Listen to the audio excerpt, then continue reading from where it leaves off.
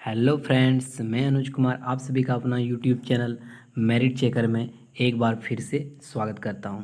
और आज हम लोग एक अलग तरीके से पढ़ाई करने वाले हैं। और आज का जो टॉपिक है वो है आग्नेय सेल, अवसादी सेल और कयांत्रित सेल में जो होते हैं अंतर।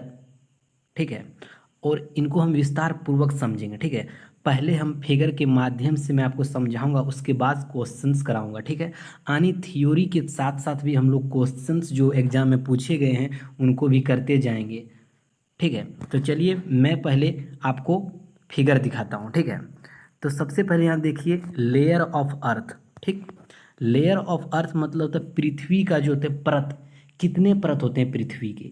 तो पृथ्वी के जो दोस्त 3 परत होते हैं। कौन कौन? तो यहाँ आप देख पा रहे हैं ये है क्या? क्रस्ट।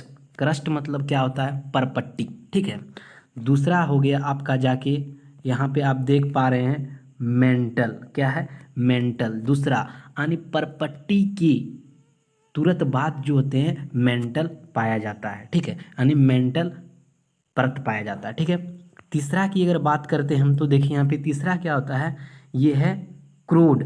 ठीक है, क्रोड, क्रोड बोलें या कोर बोलें। ठीक है, यानी ये तीसरा लेयर है। यानी पहला लेयर क्या हम बात करें तो ये क्या था? परपट्टी था। दूसरा यानी क्रस्ट था। और दूसरा की अगर बात करें ये मेंटल था। और तीसरा की अगर बात करें तो ये दोनों मिला के एक हुए। यानी इनर कोर, एक अंदर वाला जो पार्ट होता है उसको इनर बोलते हैं। और बाहर वाला आप जो देख पा रहे हैं ये वाला एरिया, इसको बोलते हैं आउटर कोर, यानी आउटर क्रोड। ठीक है, तो चलिए अब नेक्स्ट प्रश्न की बात करते हैं। सबसे पहले ऊपर में जो प्रश्न था उसके ऊपर चर्चा करते हैं। ठीक है, ये क्या कहता है प्रश्न? प्रश्न देखिए, पहले पढ़िए अच्छे से। पृथ्वी की सतह की सबसे ऊपरी परत को क्या कहते हैं? तो क्या मैंने अभी तुरंत बताया, क्या कहते हैं? परपट्टी कहते हैं। क्या कहते हैं दोस्त? परपट्टी कहते हैं। एक बार फिर से आप फिगर को देखिए, फिगर समझिए अच्छी तरह से, उसके बाद देखिए यहाँ परपट्टी देखिए कैसे हुआ परपट्टी। ये आप जो देख पा रहे हैं, ठीक है, चाहे वो ब्लू हो या फिर थोड़ा सा नीला आपको दिखाई पड़ रहा है, यानी ये सब जो पार्ट है ये है पृथ्वी का ऊपरी सतह, जिसको हम क्या कहते हैं? क्रस्ट कहते हैं, जिसको हम क्या कहते हैं? परपट्टी कहते हैं। ठीक है, यहाँ तक आप समझ पा रहे हो? ठीक है, चलिए नेक्स्ट प्रश्न की ओर चलते हैं।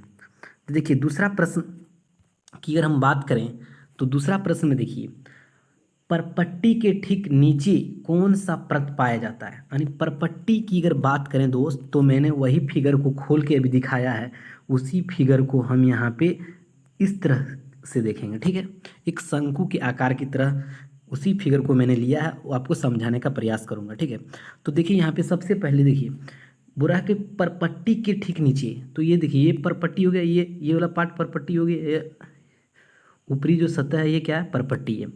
अब क्या बोलता है? परपट्टी के ठीक नीचे, तो परपट्टी के ठीक नीचे देखिए ये क्या है? मेंटल है।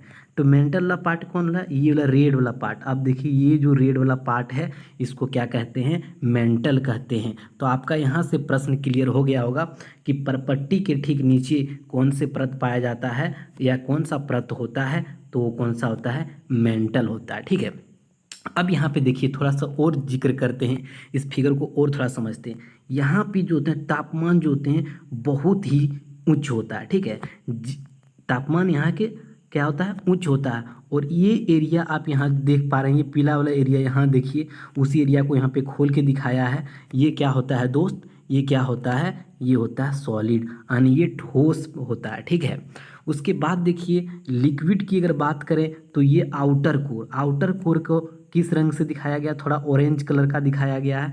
आप देखिए रेड के बगल में जो थोड़ा ऑरेंज कलर का दिखाया गया है ये है आउटर कोर, यानी बाय क्रोड है। ठीक है, और उसके बाद देखिए यहाँ पे क्या, उसके बाद देखिए मेंटल कौन सा एरिया है? तो आपको पता ही होगा ये वाला एरिया जो होते हैं क्या है? मेंटल है ये वाला एरिया। ठीक है, और ऊपर वाला आपको पता ही है ऊपर में क्या है दोस्त? एक बार फिर से बोल दीजिए, ऊपर में क्या है?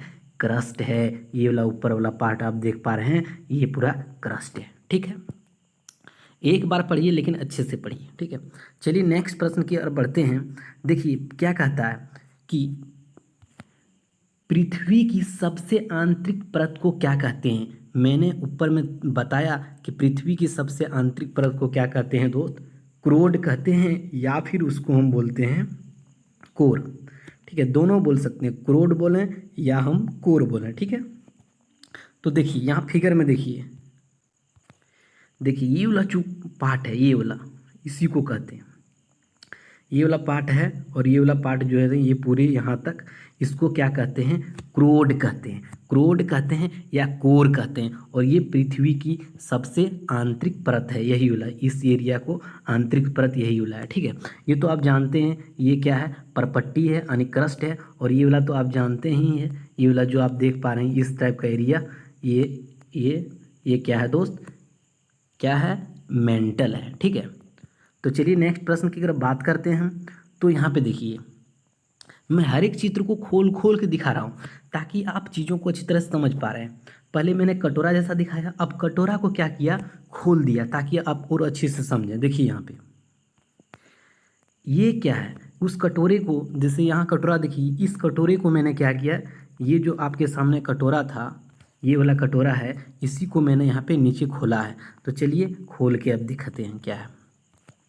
तो देखिए आप समझ गए हैं कि क्या है, क्रस्ट क्या है। क्रस्ट देखिए ये वाला पार्ट जो है पूरा क्रस्ट, मैं यही आपको ब्लू और थोड़ा जो नीला आपको बोल रहा था यही वाला था ग्रीन, यही वाला पार्ट जो है क्या है, क्रस्ट है, यानी क्या है, परपट्टी है।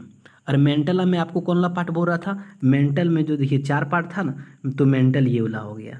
ठीक है, और कोर जो होते हैं, इनर कोर की अगर बात करें, यहीं पे तापमान ज़्यादा होता है, और ये क्या होता है, ठोस होता है, यानी सॉलिड की होता है ये वाला। ठीक है, और उसके बाद आ जाता है क्या, उसके बाद होता है आउटर कोर। ठीक है, ये वाला लिक्विड होता है, आउटर कोर क्या होता है, लिक्विड होता है। ठीक है, तो यहाँ पे 3 लेयर होते हैं, कौन कौन लेयर होते हैं, एक क्रस्ट हो गया, एक मेंटल हो गया, और ये दोनों मिला के एक लेयर हो गया। ठीक है, तो 3 लेयर होता है।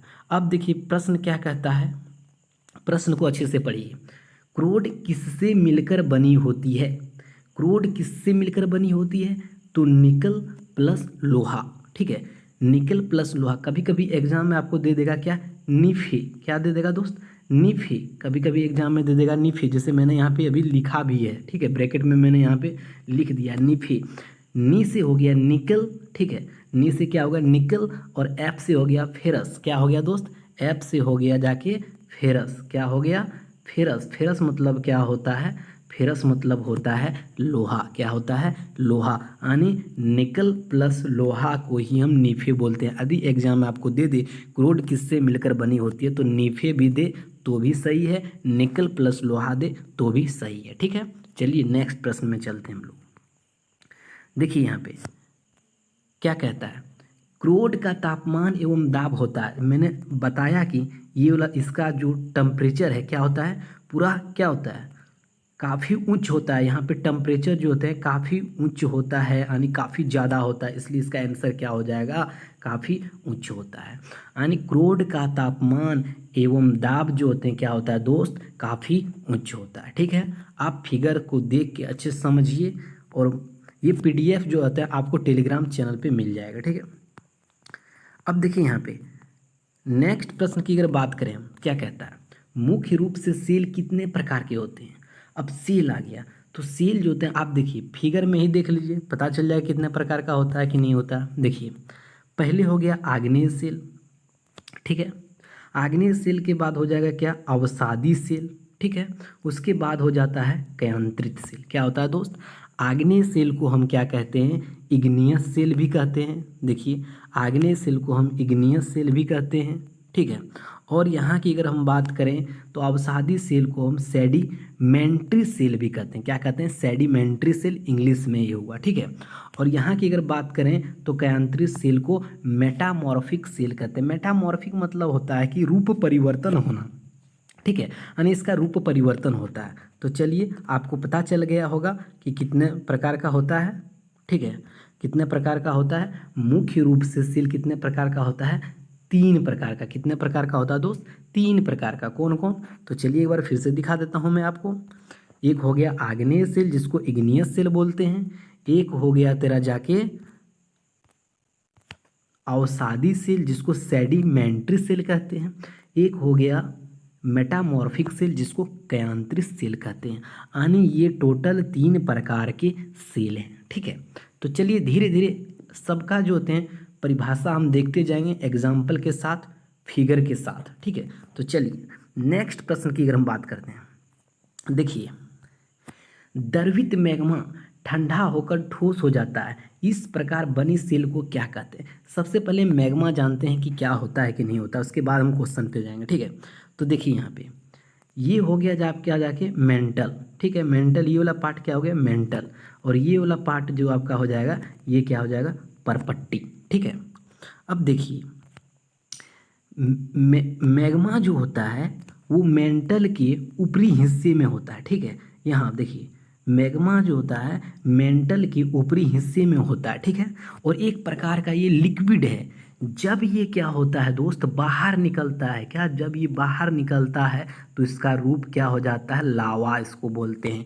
मैग्मा जब बाहर निकलती है तो उसको हम क्या कहते हैं लावा कहते हैं। क्या कहते हैं लावा कहते हैं। ठीक है, अब देखिए यहाँ पे तो आपको समझ में आ गया कि मैग्मा क्या है। मैग्मा एक लिक्विड है, वो जब बाहर निकलता तो लावा का रूप लेता। देखिए द्रवित मैग्मा, वही तो बोला गया लिक्विड वाला जो मैग्मा है वो ठंडा होकर ठोस हो जाता है। ठीक है, जब लिक्विड वाला मैग्मा ठंडा होकर ठोस हो जाता है तो इस प्रकार बने सेल को क्या कहते हैं दोस्त आग्नेय सेल कहते हैं। क्या कहते हैं, तो इस प्रकार के बने सेल को हम क्या कहते हैं आग्नेय सेल। क्या कहते हैं दोस्त, तो इस प्रकार के बने सेल को आग्नेय सेल कहते हैं। यहाँ पे अभी थोड़ा सा देखिए ये वाला आग्नेय सेल हो गया। ठीक है, आग्नेय सेल कहते हैं।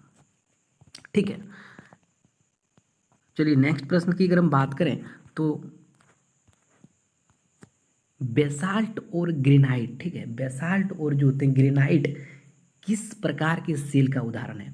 तो बेसाल्ट और ग्रेनाइट, बेसाल्ट और ग्रेनाइट आप सबसे पहले देख लीजिए यहाँ पे बेसाल्ट क्या है। हो सकता है आपको लग रहा होगा कि कहीं कुछ रहे, तो बेसाल्ट देखिए बेसाल्ट का मैं फिगर पहले दिखाऊंगा उसके बाद क्वेश्चंस कराऊँ। देखिए बेसाल्ट ये है। ठीक है, बेसाल्ट ये हो गया, और ये क्या हो गया दोस्त मैंने आपको दिया है ग्रेनाइट हो गया। ग्रेनाइट एक तरह से समझिए क्या है मार्बल है। ठीक है, ये क्या है मार्बल है। अब देखिए क्वेश्चन, चलिए क्वेश्चंस पे जाते हैं। क्वेश्चंस पे देखिए बेसाल्ट और ग्रेनाइट किस प्रकार के सेल का उदाहरण है।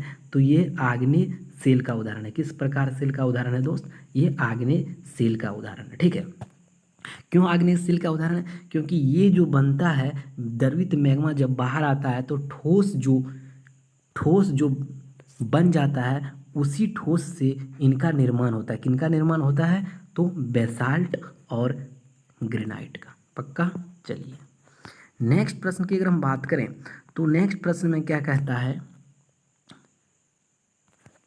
सेल लुढ़ककर या टकराकर छोटे छोटे टुकड़ों में टूट जाता है तथा दबकर कठोर सेल बनाते हैं, उसे क्या कहते हैं। ठीक है, पहले फिगर को देखिए, यहीं से परिभाषा आया है। देखिए जब आग्नेय सेल है, ठीक है, आग्नेय सेल हुआ क्या, अनइग्नियस सेल कुछ वजह से कुछ कारण से क्या हुआ वो छोटे छोटे टुकड़ों में आप देख रहे हैं यहाँ पे टूट गया। ठीक है, जब छोटा छोटा टुकड़ों में टूट गया और टूटने के बाद क्या होता है अवसाद का रूप ले लेता है, और अवसाद एक जगह जब जमा हो जाता है, ठीक है, यही अवसाद एक जगह जब जमा हो जाता है, यही अवसाद एक जगह जब जमा हो जाता है तो अवसादी सेल का निर्माण करता है। क्या करता है दोस्त, अवसादी सेल का निर्माण करता है, उसी को हम कहते हैं सेडिमेंट्री सेल। ठीक है, तो चलिए अब प्रश्न पे चलते हैं। देखिए सेल लुढ़ककर, क्या सेल लुढ़ककर या टकराकर छोटे छोटे टुकड़ों में टूट जाता है तथा दबकर कठोर सेल बनाते हैं, उसे क्या कहते हैं, तो उसे क्या कहते हैं मैंने अभी तुरंत बताया। क्या कहते हैं दोस्त, अवसादी सेल। क्या कहते हैं, उसको अवसादी सेल कहते हैं या सेडिमेंट्री सेल कहते हैं। ठीक है, चलिए नेक्स्ट प्रश्न की अगर हम बात करते हैं, देखिए चूना पत्थर। ठीक है, देखिए ये आपको पहले फिगर दिखा देता हूँ मैं, ये क्या है, ये क्या है चूना पत्थर। और अगर हम बात करें कि कोयला, इसलिए मैंने दिखाया कोयला तो आप देखे हैं, ये क्या है बलुआ पत्थर, ये चूना पत्थर और ये बलुआ पत्थर। कोयला नहीं दिखाया ताकि आप जान देखें। ठीक है, तो चलिए यहाँ प्रश्न देखिए क्या कहता है कि चूना पत्थर कोयला और बलुआ पत्थर किसका उदाहरण है? तो ये जो है दोस्त अवसादी सील का उदाहरण है। यानी अवसाद के रूप में जब जमा हो जाता है ये, तब इसका निर्माण हुआ है।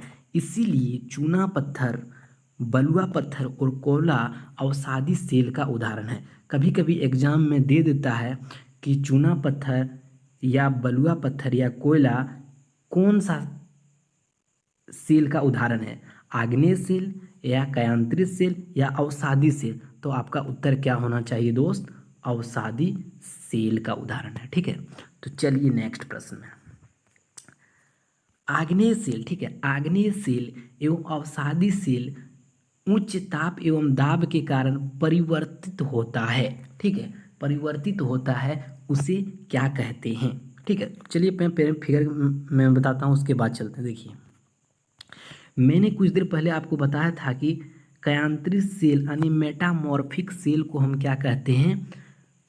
यानी इसका रूप परिवर्तन होता रहता है। ठीक है, यानी रूप मेटामॉर्फिक मतलब मैंने अभी कुछ देर पहले बताया था कि इसका मतलब होता है रूप परिवर्तन होना। ठीक है, मेटामॉर्फिक मतलब क्या होता है? रूप परिवर्तन होना। जब आग्नेय सेल, ठीक है, और अवसादी सेल उच्च ताप एवं दाब पड़ता है इस पे, तो वो क्या होता है? कयांत्रित सेल में बदल जाता है। यानी इसको हम इस तरह दिखा सकते हैं। ठीक है, ठीक, यानी जब आग्नेय सेल और अवसादी सेल पर उच्च दाब एवं ताप के कारण वो किस में बदल जाता है? मेटामॉर्फिक सेल या कयांत्रित सेल में बदल जाता है। तो चलिए प्रश्न क्या कहता है वो देखते हैं। प्रश्न कहता है आग्नेय सेल एवं अवसादी सेल उच्च ताप एवं दाब के कारण परिवर्तित होता है, उसे क्या कहते हैं? कयांत्रित सेल कहते हैं। उसे क्या कहते हैं दोस्त? कयांत्रित सेल कहते हैं। और कयांत्रित सेल का मतलब होता है रूप परिवर्तन होना, जिस कारण से इसे मेटामॉर्फिक सेल भी कहते हैं। ठीक है, नेक्स्ट प्रश्न की अगर हम बात करें तो नेक्स्ट प्रश्न है कि संगमरमर ग्रेफाइट किसका उदाहरण है? संगमरमर ग्रेफाइट किसका उदाहरण है? तो ये जो होता है दोस्त कयांत्रित सेल का उदाहरण है। ठीक है, कयांत्रित सेल का क्यों उदाहरण है? क्योंकि आग्नेय सेल और अवसादी सेल के रूप परिवर्तन होने के कारण, यानी आग्नेय सेल और अवसादी सेल में जब उच्च दाब और ताप पड़ा, तब कयांत्रित सेल का निर्माण हुआ, यानी तब कयांत्रित सेल बना, जिस कारण से संगमरमर और ग्रेफाइट कयांत्रित सेल का उदाहरण है। ठीक है, चलिए नेक्स्ट प्रश्न की अगर बात करते हैं तो देखिए, कोयला तथा तेल खनिज, कोयला तो आप देखे हैं, तेल खनिज भी देखे हैं, जैसे पेट्रोलियम, ठीक है, किस सेल में पाया जाता है? तो ये हो जाएगा अवसादी सेल। अवसादी सेल क्यों? क्योंकि अवसाद मतलब होता है जमा होना। ठीक है, अवसाद मतलब होता है जमा होना, और ये जो होते हैं पृथ्वी के नीचे दबा हुआ है, और जिस कारण से अवसाद के रूप में जमा हुआ है, और इन्हीं को हम क्या कहते हैं? अवसादी सेल कहते हैं। इसलिए कोयला और जो होते हैं दोस्त तेल खनिज अवसादी सेल का उदाहरण है, या अवसादी सेल में पाया जाता है। ठीक है, नेक्स्ट प्रश्न की अगर हम बात करें तो चूना पत्थर, ठीक है, चूना पत्थर जो है किसका रूप, चूना पत्थर का रूपांतरण किसमें होता है? तो चूना पत्थर का जो रूपांतरण होता है दोस्त वो संगमरमर में होता है। ये देखिए आप, चूना पत्थर है, चूना पत्थर का रूपांतरण किस में होता है? संगमरमर। और कुछ देर मैंने पहले बताया था कि चूना जो पत्थर था दोस्त, कुछ देर पहले मैंने बताया था चूना पत्थर किसका उदाहरण है?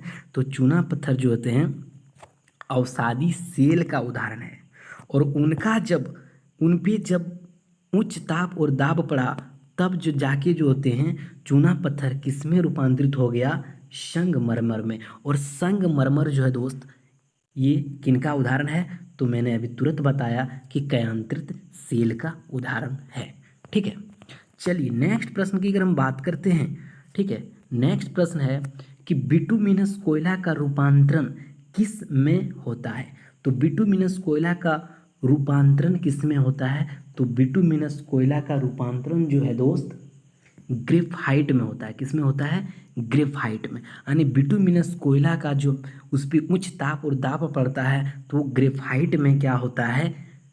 बदल जाता है। क्या होता है दोस्त? ग्रेफाइट में जो होते हैं वो बदल जाता है। ठीक है, तो उम्मीद करता हूँ आपको ये सेशन जरूर पसंद हो गया आया होगा। तो प्लीज़ यदि सेशन पसंद लग रहा है तो प्लीज़ सपोर्ट करने के लिए चैनल को सब्सक्राइब और लाइक और शेयर जरूर करें। चलिए, तब तक के लिए धन्यवाद। जय हिंद, जय भारत।